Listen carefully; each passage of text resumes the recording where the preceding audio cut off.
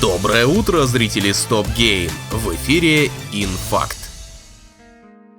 Время Nintendo Switch на исходе, и тем не менее разработчики продолжают выкатывать для нее достойные игры. Вот-вот стартует ремастер Xenoblade Chronicles X, а журналисты уже называют ее одной из лучших игр на закате жизненного цикла свитчеры. В рецензиях отмечают визуальные навороты в сравнении с оригиналом на Wii U, геймплейные усовершенствования, а также немного свежего контента в лице дополнительных персонажей и новой концовки. Все стало лучше и удобнее, это и улучшенный интерфейс, и сокращение гринда. Еще в бородатые годы Зинка игралась обалденно, но теперь у нас появилась возможность погрузиться в этот невероятный мир, один из лучших миров Nintendo, как пишут в обзорах, в обновленном виде. А ежели в оригинал не играли, то это тупо must have. Кроме того, с выходом ремастера Chronicles X теперь вся серия целиком доступна на Switch. Ну то есть должна стать доступна уже сегодня.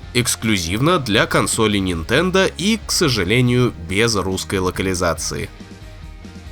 Одиночные игры вымирают, мультиплеер, сервисы, вот будущее. Ну, примерно такие сентенции в инфополе периодически всплывают. А вот Свен Винке, на минуточку глава Лариан, говорит следующее. Чем больше будут так болтать, тем скорее вот эти высказывания превратятся в данность, что не есть хорошо. Но если пораскинуть мозгами, то это все полная чепуха. Просто игры надо делать хорошие. Вообще, поводом высказаться для Свена послужили недавние очередные разговоры важных деятелей из индустрии, которые обсуждают отсутствие будущего у синглплеерных проектов. Винке с этими дядьками категорически не согласен. Дальше цитирую. «Хорошие одиночные игры будут продолжать показывать такие же хорошие результаты, как и раньше. Им просто нужно быть качественными и достаточно инновационными». И это, кстати говоря, хороший аргумент, компетентность которого Лариан уже подтвердил собственным опытом, выкатив бесподобную Baldur's Gate 3, а недавно вот и Warhorse порадовала великолепный Kingdom Come Deliverance 2. В общем, прав был Стэтхэм, когда говорил «нормально делай, нормально все будет».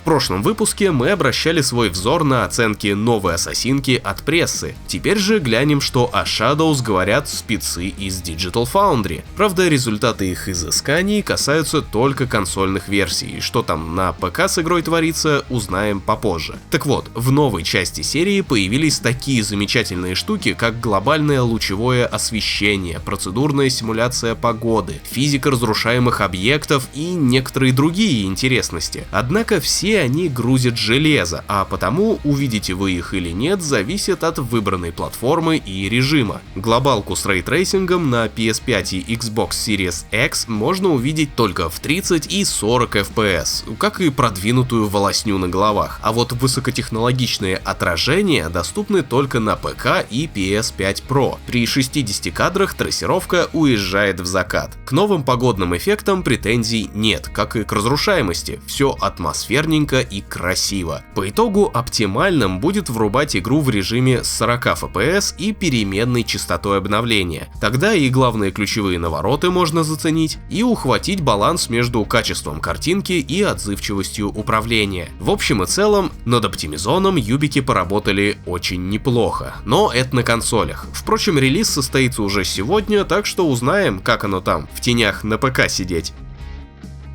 Создатели дорогого ролевого экшона Honor of Kings World представили новый трейлер на конференции GDC 2025. В ролике продемонстрировали нарезку, где есть и немного здешних красот, и немного геймплея, в том числе динамичных, красочных кадров из внутриигровых сражений. Проект намечен на текущий год. Более конкретных сроков пока не называют. Платформы, ПК и мобилочки.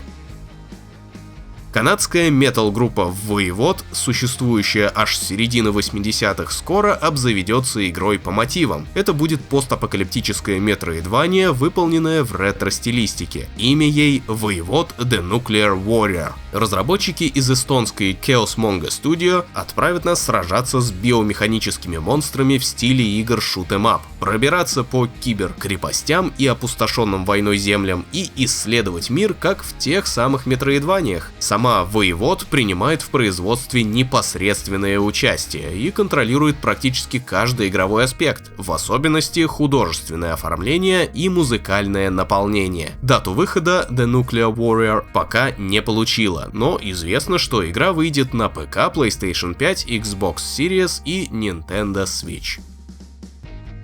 Состоялся релиз динамичного экшен-рогалика Rainbreaker, чем-то навевающего ассоциации с Hades. Бесстрашная панкуха Клев пытается освободить мир от тирании некой королевы и идет в атаку на ее бастион, охраняемый ордой боевых машин. Игра станет последним проектом студии Fizbin, которую было решено закрыть из-за неблагоприятных условий на рынке. Тем не менее, глава студии считает, что Rainbreaker — это их лучший тайтл, и пока компания официально не закрылась, разработчики обеспечат ему пострелизную поддержку. Rainbreaker доступна в Steam и GOG. Судя по малочисленным отзывам, играть можно.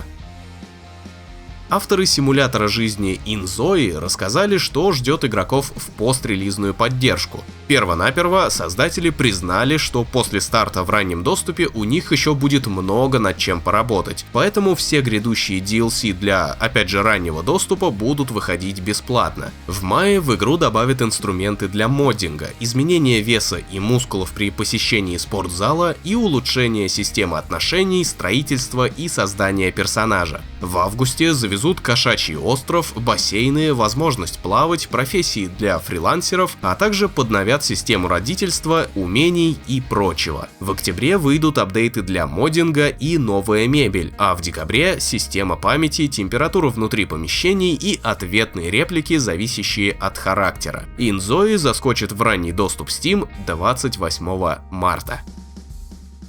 Ну и под финалочку короткая, но приятная весточка. World of Goo 2 вышла еще в прошлом году, но только в Epic Game Store, а значит не вышла. Поэтому скоро игра отметит свой истинный день рождения в Steam. Правда, какой именно день, не говорят. Когда-то там весной. А пока смотрим тизер в честь именин. И забегаем на сайт stopgame.ru, где вас ждет еще больше новостей, свежие статьи, видосики и расписание стримов. Сегодня вот Миша Галкин в прямом эфире залетит в новых ассасинов.